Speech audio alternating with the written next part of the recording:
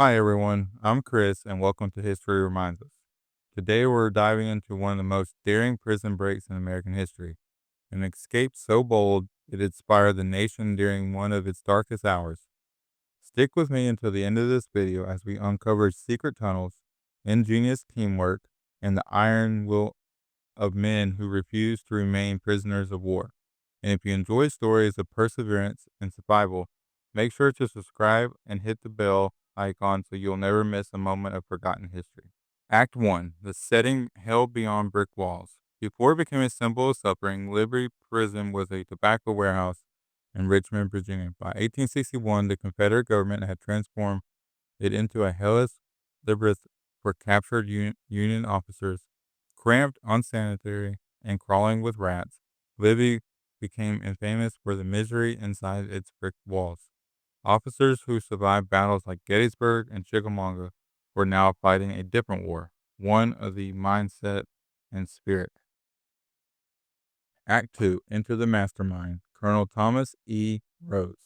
Among the imprisoned was Colonel Thomas Rose, a Pennsylvania lawyer turned soldier. Captured at Chickamauga, Rose refused to accept that Libby would be his final chapter.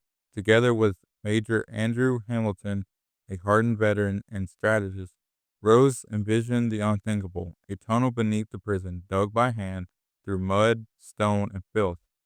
They had no tools, no blueprints. Every ounce of dirt they moved could expose them.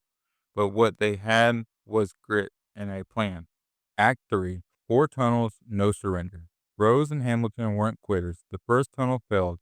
So did the second. The third almost collapsed on them. But the fourth, that one would make history.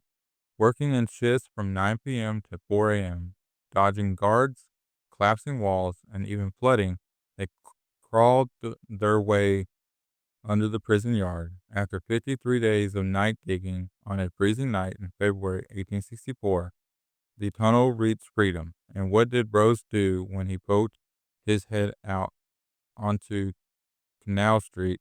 He went back in and told the others. Act 4. The Night of Freedom, February 9th, 1864. That night, 109 men crawled through that 24-inch wide tunnel for over 5 hours. Groups of 15 slipped away, guided by courage and the stars above Richmond. Some were caught, 2 drowned, but 59 made it back to Union lines. The Confederacy was stunned, Union moral soared, and a legend was born. Act 5. What happened after? Rose was recaptured after 5 days. He spent over a month in solitary confinement, but never regretted a thing. After the war, he continued to serve and is now buried in Arlington. Hamilton, he escaped again, later honored at the Libby Prison War Museum in Chicago. He was tragically murdered in 1895, but his legacy lives on. Act 6. Why this story still matters. This story isn't just about a tunnel. It's about human resilience. It's about never giving up, even in the face of despair. It's about how 109 men reminded a nation what courage looks like. It's a reminder of what captivity can't break: the will to be free. Thanks for watching History Reminds Us. If you found this story as inspiring as I did, leave a comment below. What would you have done in Rose's shoes?